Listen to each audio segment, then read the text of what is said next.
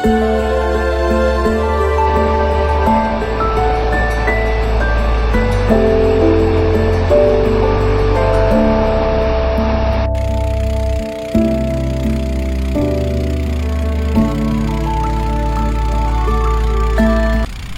আলাইকুম, নতুন আরও একটি ভিডিওতে আপনাদের সবাইকে স্বাগতম।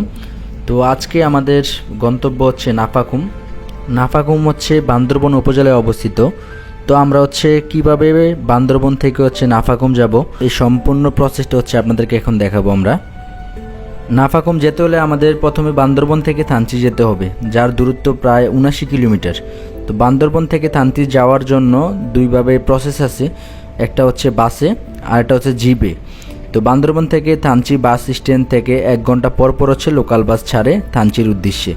জনপ্রতি বাস ভাড়া নিবে 200 টাকা, আর সময় লাগতে পারে 4 থেকে 5 ঘন্টা। আর যদি রিজার্ভ জিপ নেন, চাঁদের গাড়ি যেটাকে আমরা বলি, ওইটাতে খরচ হবে 5500 থেকে 6000 টাকা, যার সময় লাগতে পারে 3 থেকে 3.5 ঘন্টা। আমরা মোট 10 জন। তো আমরা যাচ্ছি জিপে করে, আমাদের ভাড়া নিয়েছিল 5500 টাকা। রাস্তার পাশেরই অসাধারণ ভিউ দেখে আর লোভ সামলাতে পারলাম না, তো আমরা নেমে একটা ভিডিও নিলাম। এখানে খুবই জোস একটা প্লেস। তো আমরা এই মুহূর্তে যে জায়গাটা দেখতে পাচ্ছি, এটা হচ্ছে সাঙ্গু নদী। থানচি থেকে রোমাক্রি যেতে হয় এই নদী দিয়ে। তো এটা নদীটার নাম হচ্ছে সাঙ্গু নদী। তো আমরা যারা রোমাক্রি যাব, তারা অবশ্যই বিকাল 3টের আগে থানচি থাকতে হবে। 3টের পরে থানচি রোমাক্রি যাওয়ার অনুমতি দেয় না। তো আমরা যে নৌকাটা করে যাচ্ছি, এটার ভাড়া নিয়েছিল 4500 টাকা। তো এটার মধ্যে আপনার 4 থেকে 5 জন যাওয়া যায় অনায়াসে। দুই পাশের অপরূপ সৌন্দর্য দেখলে মনে হয় পৃথিবীর মধ্যে আরেকটা স্বর্গ অবস্থান করছে। তো এত পরিমাণ জোস একটা জায়গা।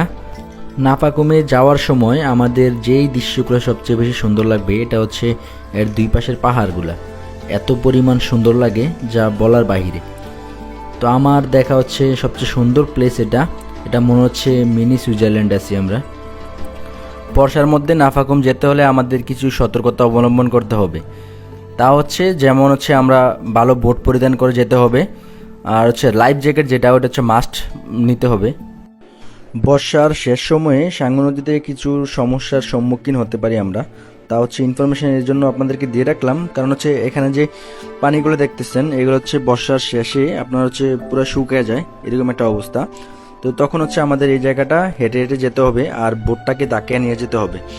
আর এখন পানি বেশি আছে, এই জন্য আমাদের এরকম সমস্যার সম্মুখীন হতে হয় নাই। এই সামনে দেখতে পাচ্ছেন যে বোটটা, এটার অনেক স্রোত, এই জন্য উনি কন্ট্রোল ঠিকমতো করতে পারতেছে না। তো এই সাঙ্গু নদীর অপরূপ সৌন্দর্য, আর সাথে তো আছেই দুই পাশের পাহাড়ি আঁকাবাঁকা ঝর্ণা, সব কিছু পাবেন এইখানে। বলতে না বলতে সামনে আমরা একটা চর পেয়ে গেলাম। আর এই চরটা স্বাভাবিক জিনিস, যেহেতু সাঙ্গু নদীতে পানির পরিমাণ কমে বাড়ে, তো এই জন্য এটা কোনো ব্যাপার না। তো এখন আমরা হেঁটে সামনের দিকে যাব। যেহেতু আমাদের রোমাকি আস্তে আস্তে বিকেল হয়ে গেছিল, তো এই জন্য আমরা রাতটা রোমাকি যে বাজার আছে ওইটাতে থেকে যাই। তো আজকে সকালে আবার রওনা দিছি নাফাখুমের উদ্দেশ্যে। তো আমাদের আজকের গন্তব্য নাফাখুম। তো অনেক রোড ট্রেকিং করে যেতে হবে, প্রায় 3 ঘন্টার মতো সময় লাগবে এই রাস্তাগুলোর মধ্যে ট্রেকিং করতে। তো আমাদের যাদের ফিজিক্যাল এক্সারসাইজ আছে, তারা ইজিতে ট্রেকিং করতে পারবো, তাদের জন্য কোনো প্যারা হবে না।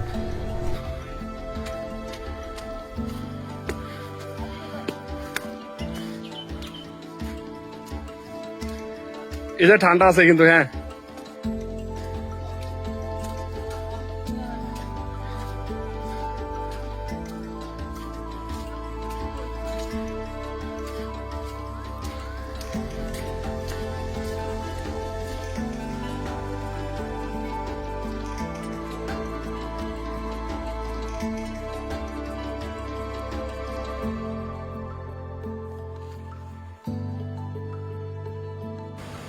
এখন আমরা যে জায়গাটা দেখতে পাচ্ছি, এটা নাফাখুম খুমতায়া ঝর্ণা। তো খুবই অসাধারণ একটা ঝর্ণা। উপর ঝর্ণা, নিচে পানির মধ্যে বাঁশের যে বোট আছে ওইটা দিয়ে আপনি চালাতে পারবেন। খুবই অসাধারণ একটা প্লেস, জোস একটা প্লেস। আর এরকম অ্যাডভেঞ্চার চোখে দেখা ভাগ্যর ব্যাপার, কারণ এখানে যাওয়াটা অনেক টাফ, অনেক ট্রেকিং করে অনেক কষ্ট করে এখানে যেতে হয়।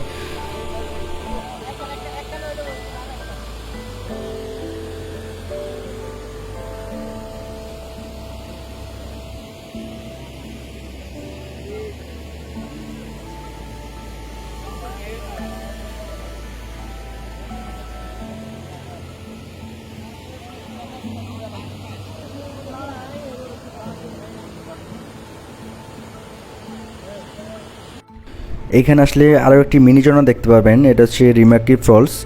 আর এই জায়গাটা হচ্ছে বান্দরবনে, আর আমার পিছনে যে জায়গাটা দেখতে পাচ্ছেন এটা হচ্ছে ইন্ডিয়া।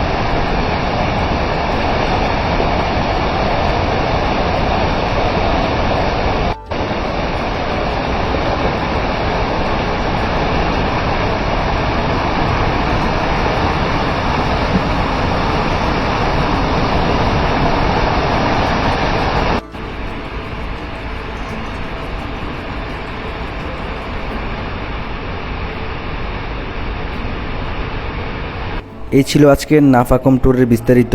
যারা আমার পেজটিকে ফলো দেন নাই তারা অবশ্যই ফলো দিয়ে দিবেন এবং পাশে থাকবেন। সবাইকে আসসালামু আলাইকুম, ধন্যবাদ।